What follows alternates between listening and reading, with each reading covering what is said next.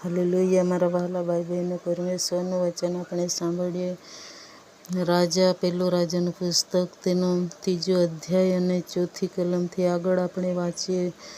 વચનમાં કહે છે, રાજા ગિબિયોનમાં અગ્ન કરવા ગયો, કેમ કે તે મુખ્ય સ્થાન હતું. તે વેદી પર સુલેમાને 1000 દાણપણ ચડાવ્યા. ગિબિયોનમાં યહોવાએ રાત્રે સુલેમાનને સપનામાં દર્શન દીધું અને દેવે કહ્યું કે, માંગ, હું તને શું આપું? સુલેમાને કહ્યું કે, તારો સેવક મારો પિતા દાઉદ જે પ્રમાણે તારી અગાઉ સત્યતાથી નીતિ તથા તારી સાથે પ્રામાણિક હૃદયથી ચાલ્યો, તે પ્રમાણે તે તેના પર મહેરબાની પણ મોટી કરી, અને તે તેના પર આ મોટી મહેરબાની રાખે છે.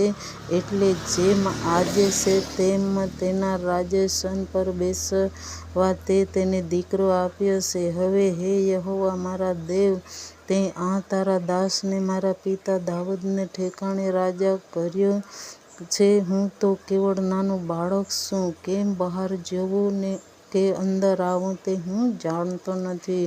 અને તારા પસંદ કરેલા લોકો કે જે એક એવી મહાન પ્રજા કે જેની ગણતરી કે સંખ્યા પુષ્કળતાને લીધે કરી શકાય નહીં, તેઓ મધ્યે તારો સેવક છે. માટે તારા લોકોનો ન્યાય કરવા સારું તારા સેવકને વિવેક બુદ્ધિ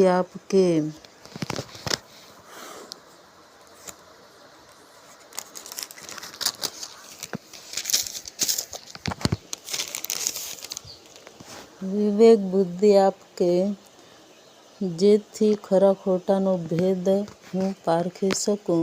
કેમ કે આ તારી મહાન પ્રજાનો ન્યાય કરવા કોણ શક્તિમાન છે? સુલેમાને આવી વિનંતી કરીને પ્રભુ પ્રસન્ન થયો. મારા વહાલાઓ, એવી રીતના સુલેમાને દાણપણ પણ ચડાવ્યું અને આવી વિનંતી કરી એટલે સુલેમાન રાજા પ્રસન્ન થયો.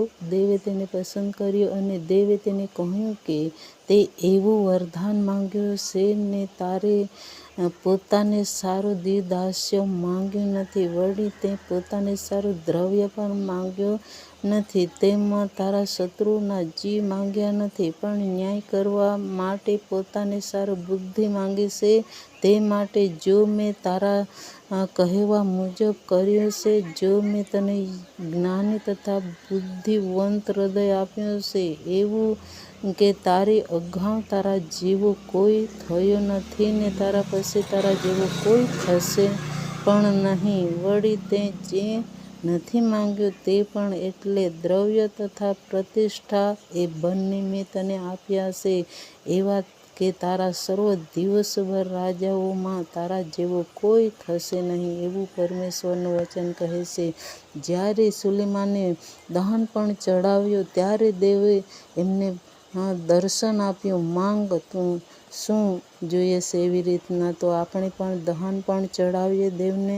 જે કંઈ કમાય તેમાંથી 10મો ભાગ પણ આપીએ. માટે દેવ આપણને પ્રસન્ન કરે અને જે આપણી જરૂર છે તે પ્રભુ આપણને આપશે. મારા વહાલાઓ, પ્રભુ યેસુ તમને પુષ્કળ આશીર્વાદ આપે. આમેન. Thank you Jesus.